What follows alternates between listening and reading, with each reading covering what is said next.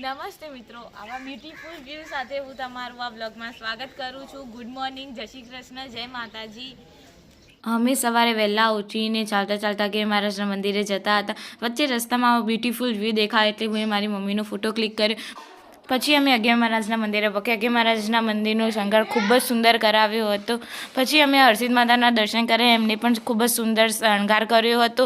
એ જોઈને અમે બધા ખુશ થઈ ગયા હતા। પછી અમે મંદિરમાં બેસ્યા હતા ત્યારે અમારા અમુક સબસ્ક્રાઈબર મળ્યા હતા, તેમની સાથે વાત કરી અને ફોટો ક્લિક કરાવીને એમને ખૂબ જ આનંદ થયો હતો। પછી અમે ઘરે આવી ગયા। સવારે ચાલતા ગયા હતા એટલે પગ દુખતા એટલે અમે બધા બહાર ખાટલામાં આવીને બેસી ગયા અને અહીંયા મમ્મી અને મારા પપ્પા શાંતિથી બેસીને સુખ દુઃખની વાતો કરતા હતા અને હસતા હતા ને મજાક મસ્તી કરતા હતા। પછી મારા પપ્પા અગિયાર મહારાજના મંદિર ભોખર ગામમાં ભોજનશાળામાં પીરસવાની સેવામાં હતા। ત્યાં ભોજનમાં લાડુ, માલપુઆ, દાળ, ભાત, શાકની સવારના 8 વાગ્યાથી રાતના 8 વાગ્યા સુધી ખાવાની મફત સેવા હતી। ત્યાંના જે મંદિરમાં ભાવિ ભક્તો આવતા હતા તે ભોજનની પ્રસાદી લઈને જ જતા હતા અને એમાં પપ્પાને ત્યાં અમુક સબસ્ક્રાઈબર મળે તેમની સાથે ફોટો ક્લિક કર્યો। પછી પાછા અમે અગિયાર મહારાજના મંદિરે સાંજે 6 વાગે ગયા હતા। ત્યાં અમને ખૂબ જ ભીડ મળી હતી કારણ કે 6:30 છે અગિયાર મહારાજનો રથ નીકળવાનો હતો, તે જોવા માટે તેમના ભાવિ ભક્તો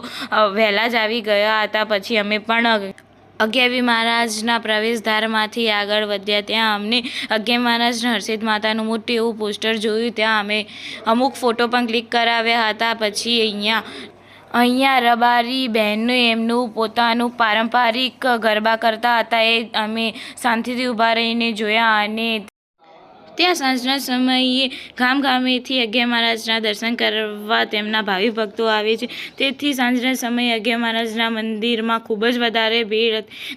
ત્યાં અમારા ફ્રેન્ડ્સ મને અને મારી મમ્મીને ઓળખી ગયા હતા, તેમની સાથે અમે શાંતિથી ઊભા રહીને વાતચીત કરી અને કેમ છે એ બધું પૂછીને અમે મંદિર તરફ આગળ વધ્યા।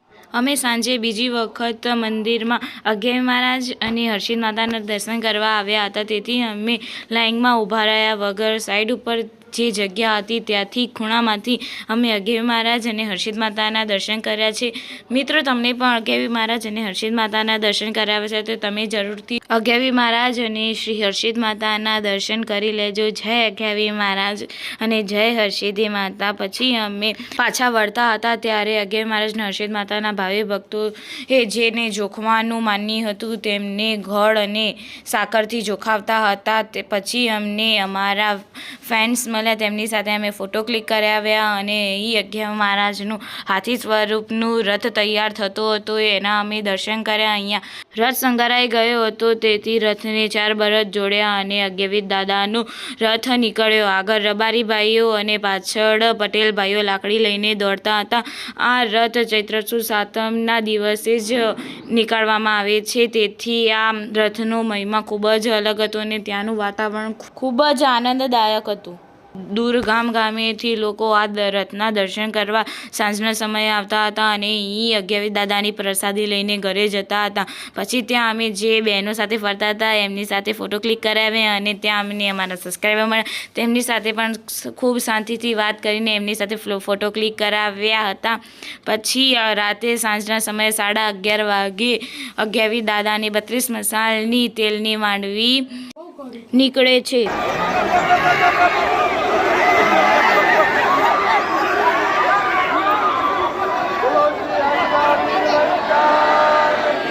જ્યારે આ માંડવી નીકળે છે ત્યારે અગિયાર મહારાજનો મંદિરનો મુખ્ય દ્વાર બંધ કરી દેવામાં આવે છે અને અગિયાર મહારાજના મંદિરની સામે શક્તિ માતાનું મંદિર છે, ત્યાં માંડવી રમે છે। આ માંડવી પર છૂટું તેલ છાંટવામાં આવે છે, જ્યાં સુધી માનતાનું તેલ પૂરું ન થાય ત્યાં સુધી આ માંડવી રમે છે અને રમીને ફરી અગિયાર મહારાજના મંદિરની ચોકમાં જ આવી જાય છે।